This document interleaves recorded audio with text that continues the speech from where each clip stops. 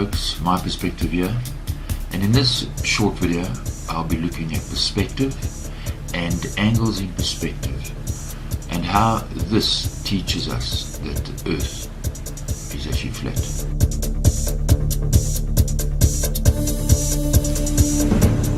So even if the horizon was slightly curved, you would see objects on the horizon, whether it's a crane, a mountain, a tree. These would all be at different angles to you. So something closer would be at a different angle to an object that is further away. But this is not the case.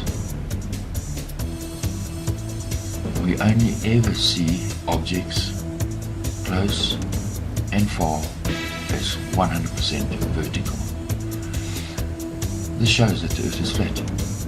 So it doesn't matter whether you look to your left or to your right or behind you. We only ever see objects, no matter how big or small they are, as completely vertical.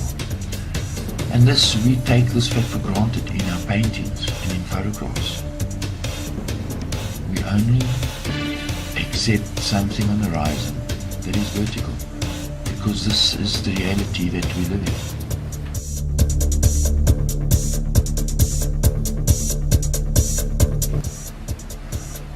So let's have a look at angles in perspective. We know that horizontal lines are always horizontal, no matter how near something is or how far away it is. The same applies to the angle lines. Stay the same angle. If I move this fence over, in true linear perspective, those angle lines would stay the same angle. And if I had to put a crane on the horizon, the angles would be the same. So it's not about size, it's about angles. And that's why it's so easy to trick the human eye. We assume if something's bigger, it's closer. But we know, for example, this crane is further away from our perspective. And the angle stays the same. So perspective is not about size, it's about angles. And our brain and our eye, the human brain and our eye and our reality is built on what we see. We see with our eyes, and our whole understanding and the world we live in is flat. As we look out all around us, we have a limited line of sight. We see almost as if in a ring around us, and above us, below us.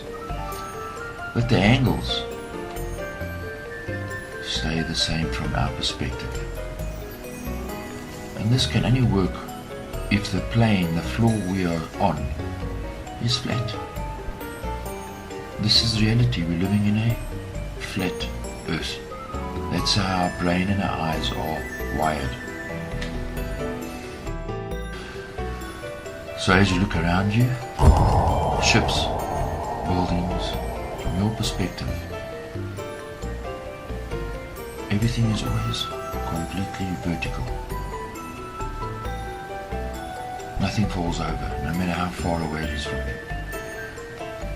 you. Your limited line of sight in a circle around you, in that line of sight, everything is completely vertical.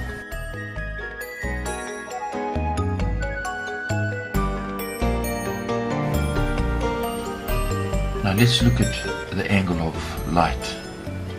If you're on a spinning ball, the sun would be in front of you. Then as you turn, your angle would be across the face of the sun. So what does that mean? Well, you're on a spinning ball fixed, look at the arrowhead. Watch carefully. See, the sun would actually rise slowly, speed up in the day, and set slowly. Watch that again. But this is not the case. No matter where you are, the sun travels at the same speed. So you are not spinning on a ball, the sun is moving, and you are fixed. You are standing still. Let's look at that even deeper. Two people, one at the equator, one at the North Pole, taking a time-lapse image of the sun.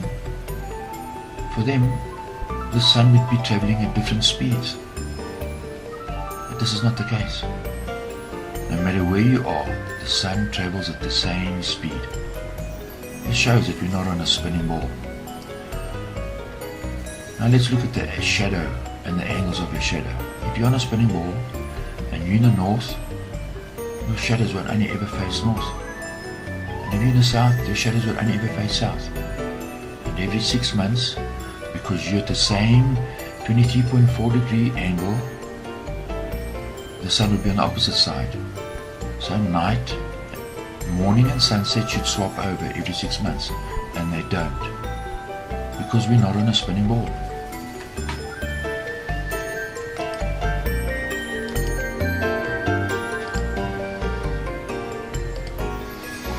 Now look at this image.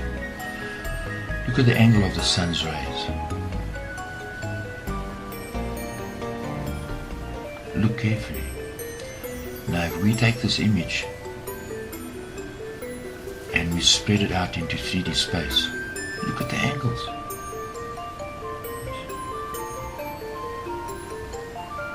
We spread it out. This tells us that the sun is not 150 million kilometers away, because how can it light up? Look at the angles at the back. Look at the angles of the light on the mountains. The sun is above the mountains. How can the angle of the sun light up the same valley, and the light is at two different angles in the same valley? Really?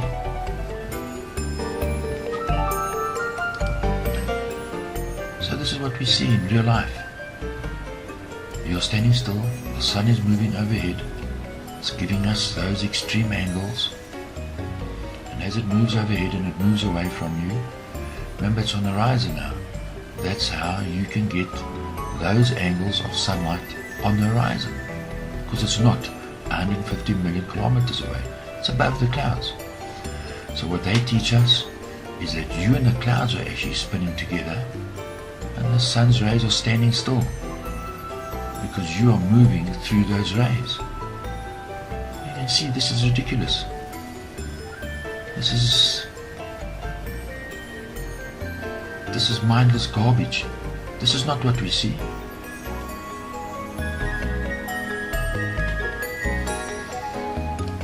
So let's look at this image. At the top you have the human eye.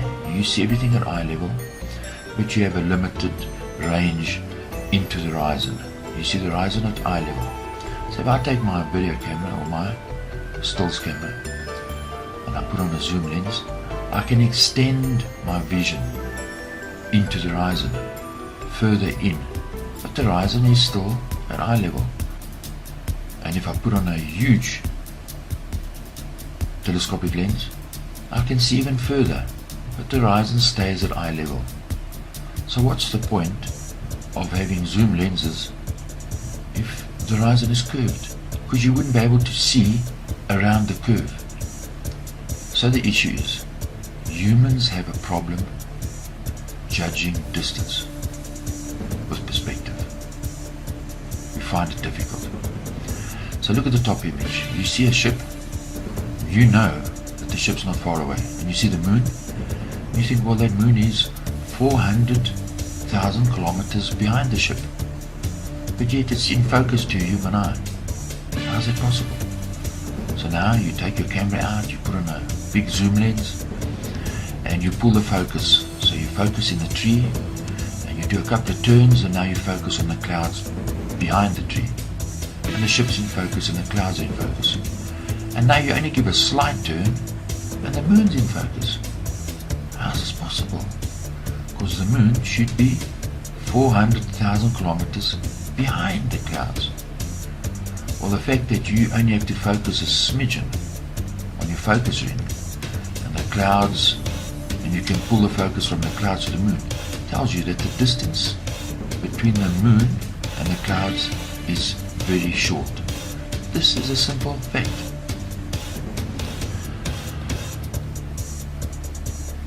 The reality is that we are living in an illusion maintained by NASA, maintained by the media. The more we drink the illusion, the more dizzy we get, the more power they have over us.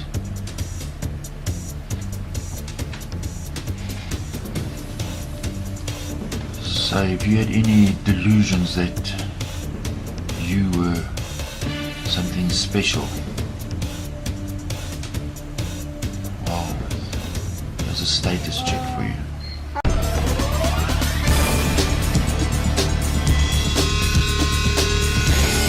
Hello everyone, my perspective here, and this is the second part of the clip, Flat Earth Perspective. And in this clip we'll be looking at practical examples of how perspective proves that the Earth is flat.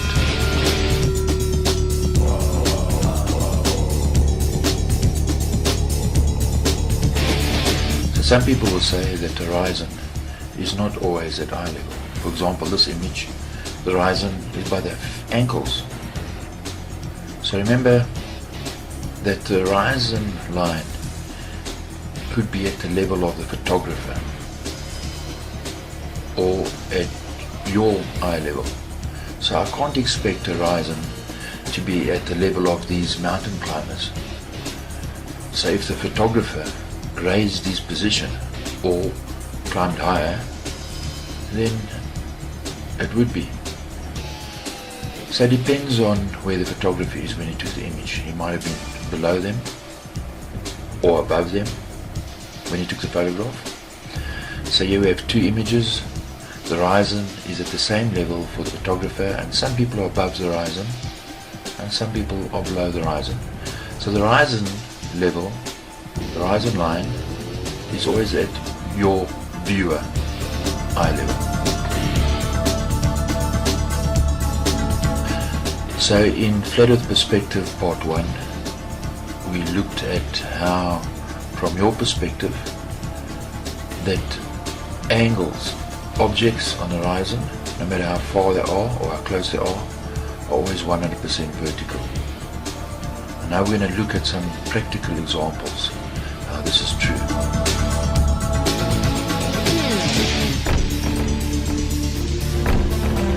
So this is the Khalifa Tower in Dubai, the tallest building in the world. And even at a distance, the tower is always completely vertical.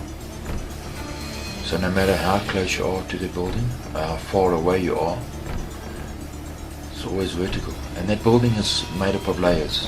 It's stepped. Those steps stay at that same angle. So it's not just from the shoreline, but it's as you elevate your position above the grid, the floor line, that building is always completely vertical. So you'll never see a photograph of the Burj Khalifa leaning over backward. So even if there's a curve in the lens, using a fisheye lens, and there's a curve in the lens, and you aim that lens at that building, the building will never fall over backwards. As far as your eye can see, the floor plane that we are on is flat. So when you go out and you're looking at images, or you take a photograph, don't look at small objects. For example, you go out and you'll say, look at this yacht. You see the waves are encroaching on the hull, so the yacht's actually going below the horizon. Remember, the waves will be above the plane because they're higher, so it's obvious. So rather, look at big objects. For example, tall buildings on the horizon. You see, if that building was leaning over or on a curve, the angles of the planes of each level on the floor would be different, but they're not. So look at the building, look at the angles, look at the levels, the spaces between those levels. Look at the angles, always the same in that building. Therefore that building is 100% vertical. The plane you're on is on the same plane. It's flat. So be careful, you know. Don't look at small things. Look at big things far away. And that'll help you understand that perspective proves the earth is flat. Right, so you might say, but I've taken a photograph and I've seen the curve of the horizon in the photograph. Well, then ask yourself, why is the curve always dead center of the image? How come you never take a photograph and the curve is on the left or the right side of the photograph? Because if there was a curve, it would be in 3D. And as the sun rose and moved over, you'd have a shadow on that curve. And as the sun moved over, that shadow on that curve would move. There is no curve on the horizon. The horizon is completely flat. Look at the reflection of the sun. How could that light bend around that curve that you imagine is there? You see, we've been taught that the earth is a ball, but visually the opposite is true. There is no curve. The earth is 100% flat. Look at the reflection of the water. Look at the horizon. This tells us the earth is flat. Right, so let's look at this deeper. You go down to the ocean, you set up your tripod 100% vertical. You level it up, and as you turn around you take images of the horizon 360 degrees around you. The horizon lines up because the ocean, the water, is flat. This is only possible on a level surface. Your tripod is level and the images are level. This proves the earth is flat. Right, so now we're going to elevate our position. We climb onto a high mountain. We set up our tripod 100% level.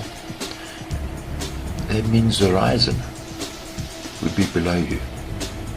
So for you to line up the horizon in your image, you'd have to point the camera down, and then as you rotate it 360 degrees around you, well, you'd be pointing your camera in the sky. It would be impossible for you to take a panorama with a leveled tripod 360 degrees around you. So even from your elevated position on a high mountain, the horizon is still at your eye level. It proves the earth is flat. And you elevate your position even higher on a balloon. The horizon is still at your eye level. The buildings underneath you always vertical to your perspective.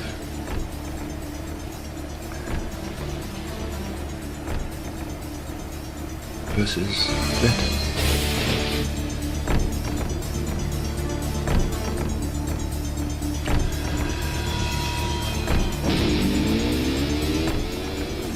You go into a valley, you drop your perspective, no matter what your perspective is. The mountains and the clouds far away don't change their angle. They maintain the angle around you. Now we have to open our eyes and look at these things, because this is the real world we live in. So we've been taught that the earth is a ball, but our perspective and our senses tell us that the mountains stay the same angle. The clouds, as we drop down, we climb down a mountain, waterfalls fall at the same angle.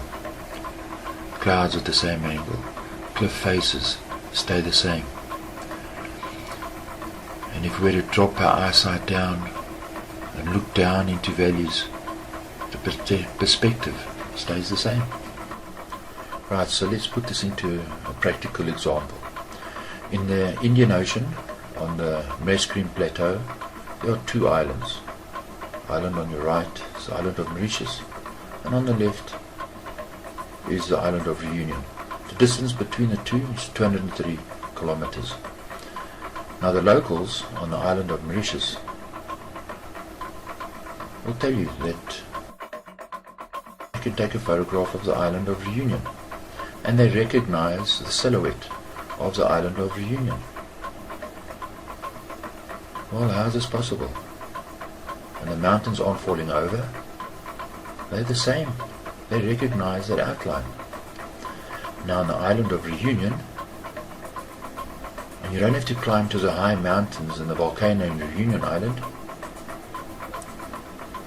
If you elevate your position slightly in the buildings and the houses, and you have a binoculars, they can see the aeroplanes landing at night time at Plaisance Airport in Mauritius. How is this possible? Over a distance of 230 kilometers. Here's an article from a tourist magazine that talks about this, discusses it. It says yes. And they'll tell you that it's a mirage, but it's at night. How is that possible? And I say that during 1989, during a violent cyclone, they had a perfect view of the islands of Reunion from Mauritius, and that you can see Mauritius from Reunion. You can see the aeroplanes land. The locals know this. How is this possible on a ball Earth? Now look at this image. I want you to look at the reflection of the sun on the ocean surface.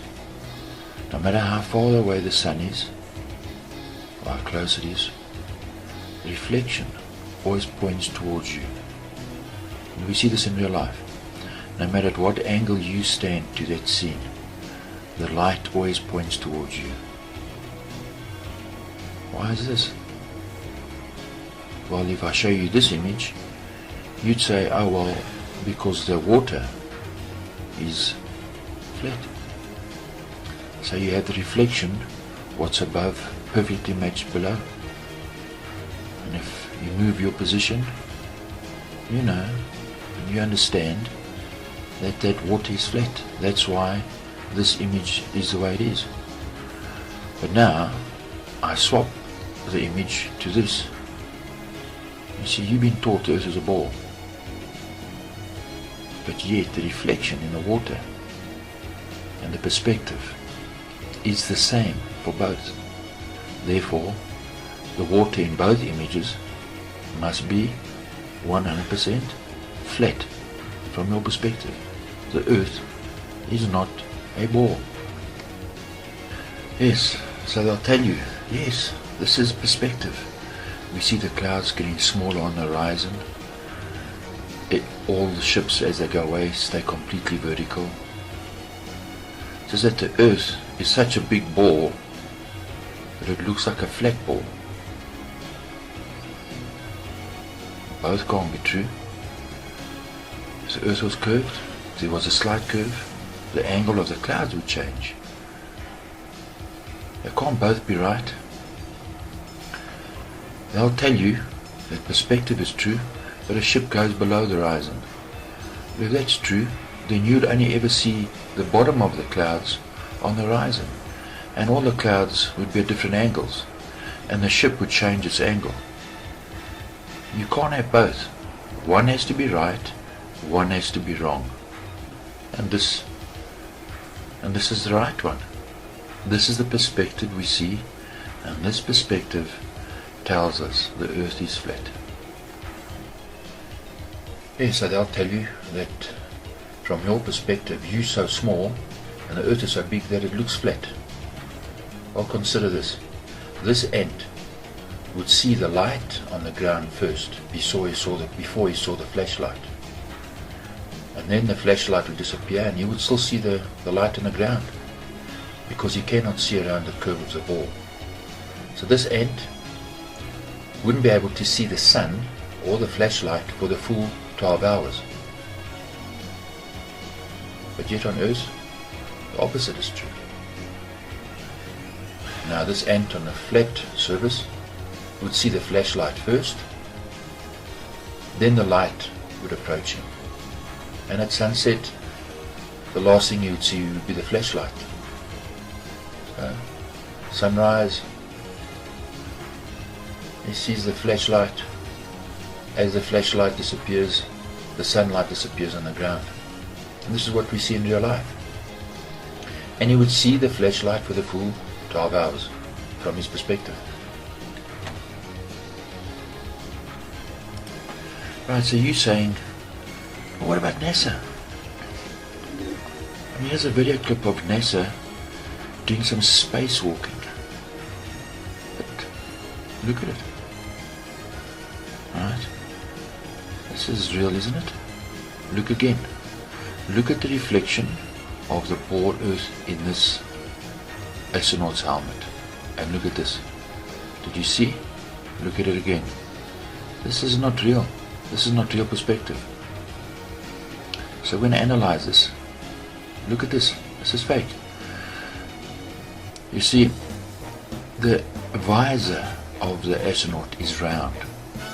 So if the ball is below the astronaut or next to him, reflection cannot curve around both sides of the visor. And as the astronaut moves his head, the reflection cannot stay in the same place in the visor.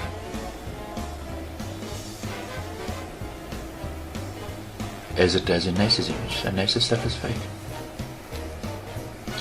And let's look at this again. Now look at this bit. You see? Look at this. Did you get that? How can it be that the Earth is behind the astronaut but reflecting in the front of the astronaut at the same time? Another part is, remember the astronaut's moving the camera. The Earth cannot stay in its same position. The same way as if you took a camera and you moved it around the ball, it would appear as if the ball was turning, because as you moved the lens, it would point to different parts of the ball. So from your perspective, watching the footage, the ball would turn like this. Watch. You'd see different angles of the ball. But in NASA's image, you don't. And also, here's an astronaut. You know, his visor is round. The proportion of his reflection cannot be the same proportion as the ball, Earth that he's floating by. This is lies. This stuff is fake. And look at this. You'll always see images of the Earth spinning below NASA, but look at the clouds. How can the clouds in the far distance, thousands of kilometers away, move at the same speed as the clouds that are closer to you? This is fake. When you're born, they immediately blind your one eye through the education system. So you got one eye left. And so what do? You go blind your other eye by trusting in them without confirming or checking for yourself to see that the mindless garbage that they teach you, whether it's true. And with just a little bit of investigation, you will see it's rubbish. So that's how the game is played. They give you pages of mathematics that can say anything they wanted to say. More smoke and mirrors and glass balls, and the game of controlling you goes on and on.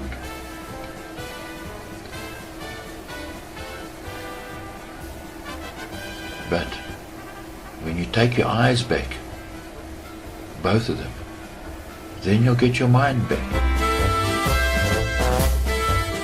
Yes, so NASA's just as fake as Father Christmas.